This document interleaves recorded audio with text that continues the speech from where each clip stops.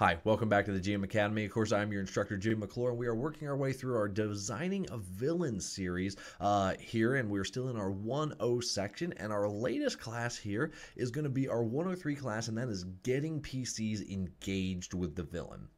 Now, this is a very, very vital aspect because we want player versus villain engagement. It is very key to everything that we're building up when we're trying to build up to finales, when we're trying to build up, to everything within what we're trying to do of making a story and escalating and getting to that high level of engagement and tension and drama. We need a villain. We need a villain there to oppose the PCs. It is vitally important, and the very first step in building up to all that drama is getting the PCs engaged with the villain. Now, to do this, there is one big core concept I want to be very clear with. Nobody cares what a villain is. They care what a villain does.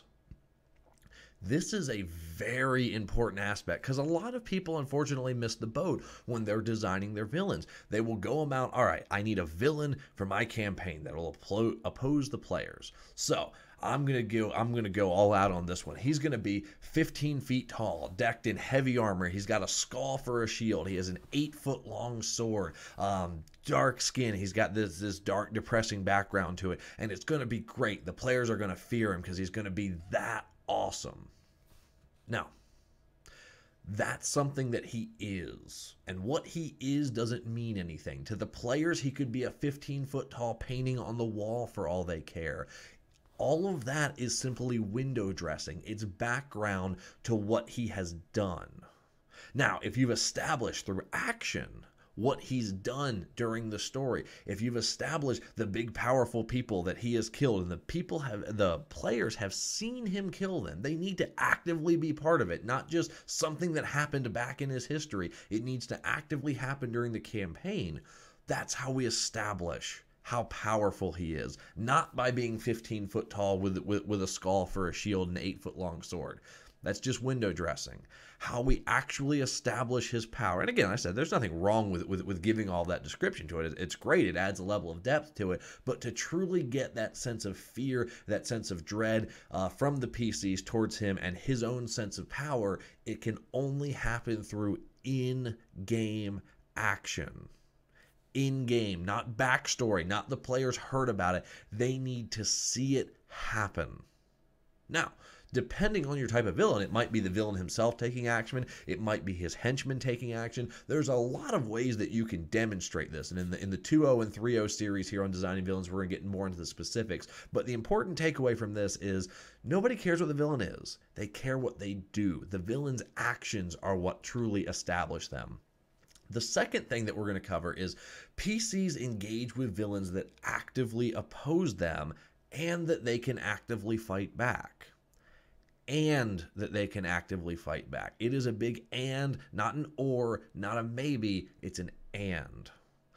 PCs, to truly get engagement with this villain, there has to be the active opposition. And we talked about that in an earlier villain class, that the ideals of the PCs have to conflict with the ideals of the villain. And that's what causes this conflict. But they have to be able to actively fight that villain. And again, depending on system, the fighting may be combat, it may be talking, whatever is applicable. But they need to be able to take action. They need to have successes. They need to have losses. They need to experience all of this with the villain because that's what gets them engaged. The villain can't just sit on top of the mountain and just be looming for 4 or 5 play sessions before they finally get up there to fight him. That doesn't give an engaged villain. That doesn't make it more interesting. That just means that he was there. So what you want to do is set up your villain in ways that the PCs can, directly fight him with successes and with losses, which, and I should specify, directly doesn't even necessarily mean that they are fighting the villain himself, but they are fighting his henchmen, they are fighting his actions, they are trying to actively oppose his plans, and that they can engage with this. If the villain is solely in the background doing things that the players hear about, there's no engagement. If the villain actively has henchmen, out in town looting, and the villains get to stop and kill them, and they give the Hail Hydra or whatever is applicable, then they're actively opposing them. They are actively engaged with this villain.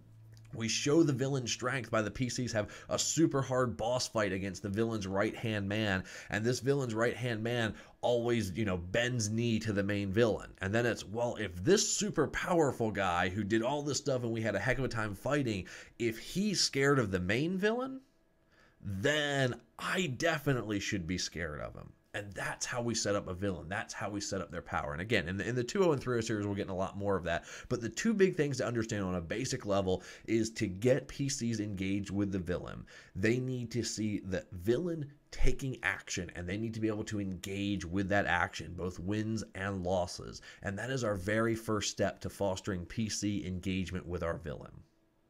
Okay, so that has been our 103 course on designing villains. I hope you all enjoyed it. Class dismissed.